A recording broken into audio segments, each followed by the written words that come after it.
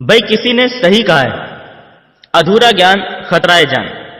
यानी complete information जितनी तेजी से आपके करियर को सही दिशा में ले जाती है, आधी अधूरी जानकारी उतनी ही तेजी से आपको गड्ढे में ले जाती है। नेटवर्क मार्केटिंग एक्चुअल में वो ट्रेन है जो कि गरीबपुर से अमीरपुर जाती है और पिछले कई दशकों से लगातार जा रही है। लाखों लोगों को आज तक उनकी मंजिल पे पहुंचा भी चुकी है। और अगर आप ये वीडियो देख रहे हो तो इस बात की पूरी संभावना है कि कहीं ना कहीं आप भी इस ट्रेन का टिकट कटवा चुके हो। आप सबको मेरी तरफ से हार्दिक बधाई। लेकिन असली जश्न का मौका तो तब बनेगा जब आप अपनी मंजिल पे यानी अमीरपुर पहुंच जाएंगे। मुद्दे की बात यह है कि इस ट्रेन का टिकट तो बहुत सारे लोग कटवा लेते हैं, लेकिन ज्यादातर लोग अमीरपुर नहीं पहुंच पाते। जब ये ट्रेन गरीबपुर से चलती है तब तो इस ट्रेन में इतनी ज्यादा भीड़ होती है कि पांव रखने तक की जगह मिलना भी मुश्किल हो जाता है। भीड़ की भीड़ घुसती चली जाती है नेटवर्क मार्केटिंग की ट्रेन में। लेकिन अमीरपुर पहुंचते पहुंचते इस ट्रेन में इतनी जगह बन जाती है कि अंत तक इसमें टिके रहने वाले यात्री आराम से सोते सोते अमीरपुर पहुंच जाते हैं। प्रश्न यह उठता है कि वो भीड़ कहां चली जाती है? उन 95% लोगों को जमीन खा जाती है या आसमान निकल जाता है? मैं आपको बताता हूं कि एक्चुअल में होता क्या है। गरीबपुर से अमीरपुर जाने का टिकट खरीदने के बावजूद भी लगभग 25% लोग तो ऐसे होते हैं जो कभी ट्रेन में चढ़े ही नहीं। यानी कि जिन्होंने नेटवर्क मार्केटिंग बिजनेस ज्वाइन करने के बावजूद भी कभी सीरियसली काम स्टार्ट किया ही नहीं। उन लोगों का मानना होता है कि मैंने ट्रेन का टिकट खरीद लिया है तो ट्रेन मेरे बाप की हो गई और ट्रेन का ड्राइवर मेरा खानदानी नौकर हो गया। अब तो ये ट्रेन मेरे हिसाब से चलेगी और मैं ट्रेन में तभी चढ़ूंगा जब ये मेरे घर के दरवाजे पे आके खड़ी हो जाएगी। ऐसा कहीं होता है क्या? अगर कोई ट्रेन का टिकट खरीदने के बाद ऐसा सोचता है कि मैं तो ट्रेन में तभी चढ़ूंगा जब ये मेरे घर के दरवाजे पे आके खड़ी हो जाएगी, तो ऐसे व्यक्ति को आप क्या कहेंगे? बताने की जरूरत नहीं है, सभी जानते हैं। लेकिन फिर भी बहुत से लोग नेटवर्क मार्केटिंग बिजनेस में यही गलती करते हैं, कभी घर से निकलते ही नहीं। अब जो लोग जैसे तैसे करके इस ट्रेन में चढ़ भी जाते हैं यानी काम करना शुरू कर भी देते हैं, उनमें से भी बहुत सारे लोग ऐसे होते हैं जो ट्रेन पकड़ने की इतनी जल्दी में थे कि हड़बड़ाहट में गलत ट्रेन में चढ़ जाते हैं। यानी कि नेटवर्क मार्केटिंग के नाम पे कुछ भी करने लग जाते हैं मार्केट में। तरह तरह की उल जुलूल कंपनियों के झांसे में आके अमीरपुर जाने वाली ट्रेन की जगह फकीरपुर जाने वाली ट्रेन में चढ़ जाते हैं। खुद तो गलत ट्रेन में चढ़ी गए होते हैं, दूसरों को भी हाथ पकड़ के उस गलत ट्रेन में चढ़ा देते हैं और आखिर में हाथ में रह जाते हैं वही ढाक के 3 पात। इनकी गलती यह नहीं है कि ये लोग गलत ट्रेन में चढ़ गए, बल्कि इनकी गलती यह है कि सही ट्रेन कौन सी है इन्होंने इसकी प्रॉपर जानकारी नहीं ली। अगर आपको यह पता है कि सही ट्रेन कौन सी है तो चाहे गलत ट्रेनें 50 खड़ी हों आप उनमें नहीं चढ़ोगे। और अगर आपको पता ही नहीं है कि सही ट्रेन कौन सी है तो आपको सभी ट्रेन सही लगेंगी और जो आपको सामने सबसे पहले दिखाई देगी आप उसी में चढ़ जाओगे। और ऐसा ही आज की डेट में हो रहा है हजारों लोगों के साथ। सही ट्रेनों की संख्या है लगभग 50 तो गलत ट्रेनों की संख्या है 5000। ऐसे में जरूरी है कि आपके पास डायरेक्ट सेलिंग या नेटवर्क मार्केटिंग इंडस्ट्री को लेकर जो गवर्नमेंट के द्वारा गाइडलाइंस दी गई हैं उन गाइडलाइंस की पूरी जानकारी आपके पास हो, ताकि आप रियल और फेक नेटवर्क मार्केटिंग कंपनीज में अंतर आसानी से समझ पाएं। वैसे तो इन गाइडलाइंस के बारे में आपको गूगल पे पूरी जानकारी मिल जाएगी, फिर भी यदि आप लोग गाइडलाइंस के ऊपर एक डिटेल्ड वीडियो चाहते हैं तो नीचे कमेंट बॉक्स में जी टाइप कर दो जल्दी से, ताकि मुझे भी पता चल सके कि आपको एक्चुअल में इस टॉपिक पे वीडियो चाहिए। आपको आज की मार्केट सिचुएशन के बारे में जानकर आश्चर्य होगा कि मार्केट में आज की डेट में जितने भी नेटवर्कर्स काम कर रहे हैं और अपना जीवन बदलने के लिए दिन रात कड़ी मेहनत कर रहे हैं, उनमें से लगभग 70% लोग गलत ट्रेन में चढ़े हुए हैं। मात्र 30% ही सही ट्रेनें पकड़कर आगे बढ़ रहे हैं। पर इससे भी बड़ी और गंभीर समझने लायक बात यह है कि इनमें से भी बहुत सारे लोग, इन 30% में से भी बहुत सारे लोग सही ट्रेन में चढ़ने के बावजूद भी अमीरपुर नहीं पहुंच पाते हैं। इसका कारण यह है कि गरीबपुर से अमीरपुर जाने वाली ट्रेन कई जगहों पे यानी कई स्टेशंस पे रुक के अमीरपुर जाती है और ये सभी लोग इनमें से ही किसी ना किसी स्टेशन पे ट्रेन से उतर जाते हैं। इसीलिए ये लोग कभी भी अमीरपुर नहीं पहुंच पाते। वैसे तो छोटे मोटे सैकड़ों स्टेशन हैं जो गरीबपुर से अमीरपुर के बीच में आते हैं, पर इनमें से 5 ऐसे बड़े स्टेशन हैं जहां पे सबसे ज्यादा लोग इस ट्रेन से उतर जाते हैं और कभी अमीरपुर नहीं पहुंच पाते। सबसे पहला स्टेशन आता है भयनगर। जिनके मन में भय होता है किसी भी प्रकार का, वो सारे लोग इस स्टेशन पे ही उतर जाते हैं। असफलता का भय, ठुकराए जाने का भय, कंपनी बंद हो जाने का भय, नौकरी छूट जाने का भय, परिवार वालों और करीबियों के विरोध का भय और इसी प्रकार के ना जाने कितने भय हम अपने मन में पाले रहते हैं। ये भय आपकी सफलता का सबसे बड़ा दुश्मन होता है और आपके असली व्यक्तित्व को खुल के लोगों के सामने आने नहीं देता। एक बार आप इस स्टेशन से आगे निकल जाते हैं और अमीरपुर जाने वाली ट्रेन से उतरते नहीं हैं, तो अगला जो स्टेशन आता है जहां पे अधिकतर लोग ट्रेन से उतर जाते हैं वो है संदेहपुरी। संदेह यानी डाउट या शक ऐसी बीमारी है जिसका इस दुनिया में कोई इलाज नहीं है। संदेह सीधा आपकी बुद्धि पर अटैक करता है और आपकी सोचने, समझने और डिसीजन लेने की क्षमता को खत्म कर देता है। डाउट कभी भी आ सकता है, डाउट किसी पे भी हो सकता है, कंपनी पे, प्रोडक्ट्स पे, सिस्टम पे, अपलाइन पे, किसी पे भी। इस डाउट को सिर्फ एक ही तरीके से रोका जा सकता है और वो तरीका है विश्वास करना। विश्वास करना अपनी कंपनी पे, विश्वास करना अपने प्रोडक्ट्स पे, विश्वास करना अपने सिस्टम पे और अपलाइंस पे। अगर आप में विश्वास है तो आप संदेहपुरी स्टेशन से भी बच जाएंगे और आगे निकल जाएंगे। एक बार आप इस स्टेशन से आगे निकल जाते हैं और अमीरपुर जाने वाली ट्रेन से उतरते नहीं हैं, तो अगला स्टेशन यानी तीसरा बड़ा स्टेशन जहां पे अधिकतर लोग ट्रेन से उतर जाते हैं वो है सलाहपुर। जी हां, आपने भय पे जीत हासिल कर ली, आपने संदेह पे जीत हासिल कर ली। अब आपको उन लोगों से बचना है जो आपको फालतू सलाह देकर आपके रास्ते से भटकाने की कोशिश करते हैं। याद रखना, हर सलाह देने वाला व्यक्ति आपका भला चाहने वाला हो ऐसा जरूरी नहीं है, और हर भला चाहने वाला व्यक्ति आपको सही सलाह दे रहा हो ऐसा भी जरूरी नहीं है। इसीलिए यह सलाहपुर स्टेशन सबसे खतरनाक स्टेशनों में से एक है। अगर आपने सही सलाह को छोड़ दिया और गलत सलाह को मान लिया तो आपका सफर वहीं खत्म हो जाएगा। ज्यादातर लोगों के साथ समस्या यह है कि उन्हें समझ ही नहीं आता है कि कौन उन्हें सही गाइड कर रहा है और कौन उन्हें मिसगाइड कर रहा है।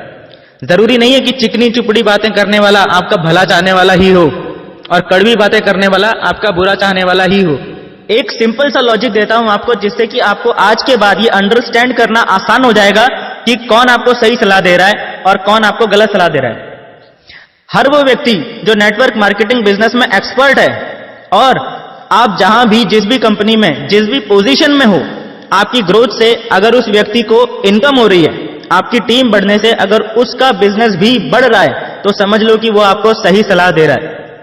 लेकिन अगर कोई व्यक्ति आपको सलाह तो दे रहा है लेकिन उसका खुद नेटवर्क मार्केटिंग में कोई एक्सपीरियंस नहीं है, जैसे आपके बहुत सारे फ्रेंड्स होंगे, आपके बहुत सारे रिलेटिव्स होंगे, आपके पेरेंट्स होंगे, ये सब लोग चाहते तो आपका भला है पर नेटवर्क मार्केटिंग के बारे में आपको सही सलाह नहीं दे सकते।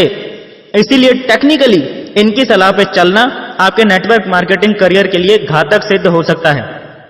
दूसरे वो लोग जो आपको सलाह तो देते हैं और वो लोग नेटवर्क मार्केटिंग के एक्सपर्ट भी होते हैं, लेकिन उनके द्वारा दी गई सलाह के अंदर एक हिडन कमांड छुपी होती है। यानी कि वो लोग डायरेक्टली आपको आपका रास्ता बदलने के लिए नहीं बोलते, लेकिन उनकी मंशा यानी इंटेंशन यही होती है कि आप अपना रास्ता बदल के उनके साथ उनकी कंपनी में शामिल हो जाएं।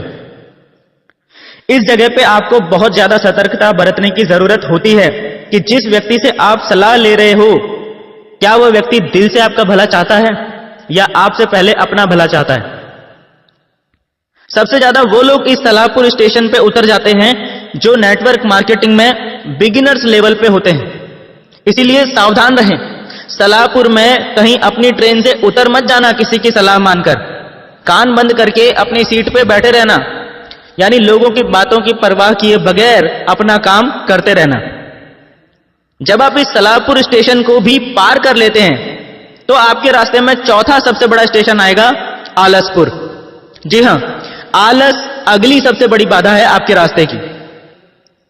हम में से बहुत से लोग आलसपन के जाल में फंस के अपने लक्ष्य को, अपनी मंजिल अमीरपुर को भूल जाते हैं और आलसपुर स्टेशन पर ट्रेन से उतर जाते हैं। अगर दिल्ली से मुंबई ट्रेन का सफर 22 घंटे का है तो आपको हर हाल में 22 घंटे उस ट्रेन में बैठना ही पड़ेगा। आप अपनी मर्जी से बीच में किसी भी स्टेशन पे उतर के घूमने नहीं जा सकते। 22 घंटे मतलब पूरे 22 घंटे। लेकिन आलसी लोग इतना झेलने से पहले ही बीच में आलसपुर पे उतर जाते हैं, फिर बोलते हैं ट्रेन में तो हम भी चढ़े थे जी, हम तो अमीरपुर नहीं पहुंचे। आलसी आदमी हर काम को टालता रहता है, बहाने बनाने लगता है और अपनी लाइफ की हर प्रॉब्लम के लिए दूसरों को दोष देने लग जाता है। इसीलिए उनके बिजनेस की ग्रोथ रुक जाती है, टीम काम करना बंद कर देती है, अपलायंस भी कुछ टाइम बाद गौर करना बंद कर देते हैं और यह आदमी धीरे धीरे खुद ब खुद बिजनेस से आउट हो जाता है।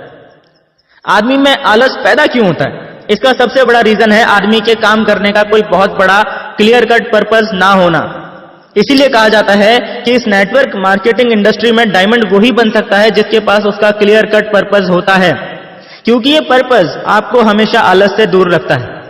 यानी आपको आलसपुर स्टेशन पर ट्रेन से उतरने नहीं देता। एक बार आप आलसपुर को भी पार कर लेते हैं तो अमीरपुर पहुंचने से पहले आखिरी सबसे बड़ा स्टेशन आपके रास्ते में आता है होशियारपुर।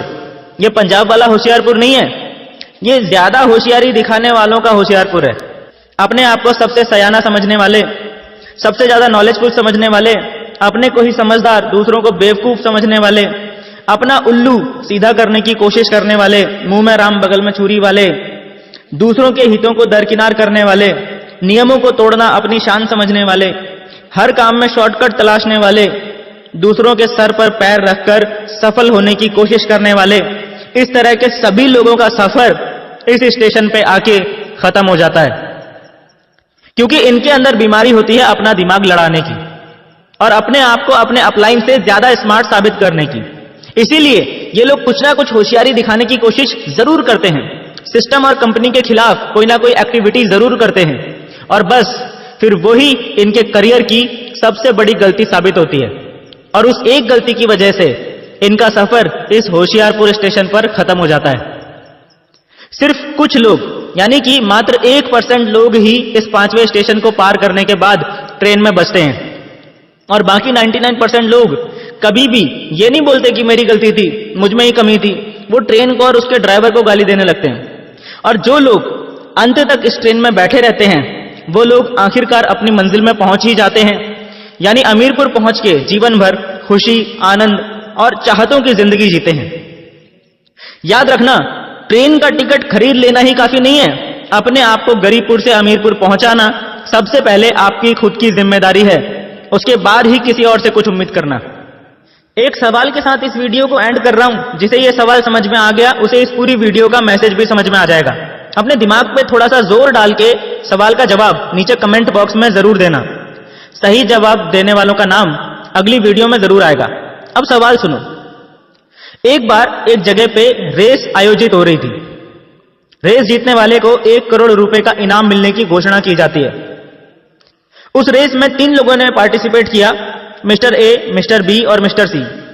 तीनों रेस वाले दिन रेस वाली जगह पे पहुंचते हैं तो क्या देखते हैं कि रेस के लिए जो रास्ता चुना गया था वो एक जंगल से होकर गुजर रहा था, बल्कि यूं कहूं कि वो रास्ता था ही नहीं, वो तो घना जंगल था। और चैलेंज ये था कि जो व्यक्ति सबसे पहले इस जंगल को पार करके दूसरी तरफ पहुंच जाएगा वो विजेता बन जाएगा। समस्या ये थी कि उस जंगल में शेर, चीते, भालू, सांप, बिच्छू, मगरमच्छ, हाथी और तमाम तरह के जंगली जानवर भरे पड़े थे और साथ ही कंकड़, पत्थर और कंटीली झाड़ियों से वो जंगल भरा पड़ा था। अब हुआ ये कि ये सब देखकर मिस्टर ए ने तो रेस में भाग लेने से ही मना कर दिया। उसने सीधा बोल दिया, मेरे बस की बात नहीं है भाई। अब मिस्टर बी और मिस्टर सी इन दोनों ने दौड़ने का डिसीजन लिया।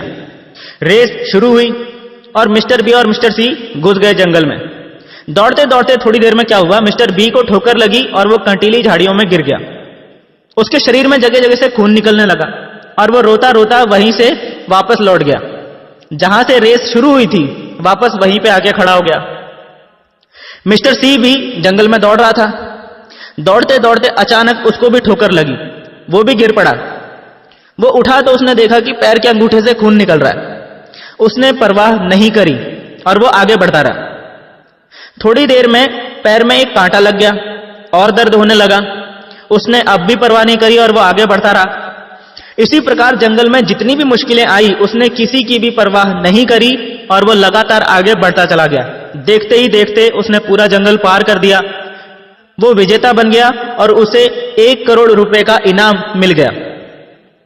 सवाल ये नहीं है कि कौन जीता या किसका फायदा हुआ। आप लोगों से मेरा सवाल ये है कि इस स्टोरी में सबसे ज्यादा नुकसान किसका हुआ, मिस्टर ए का, मिस्टर बी का या मिस्टर सी का? जल्दी से अपना दिमाग इस्तेमाल कीजिए और नीचे कमेंट बॉक्स में बताइए कि सबसे ज्यादा नुकसान किसका हुआ और क्यों।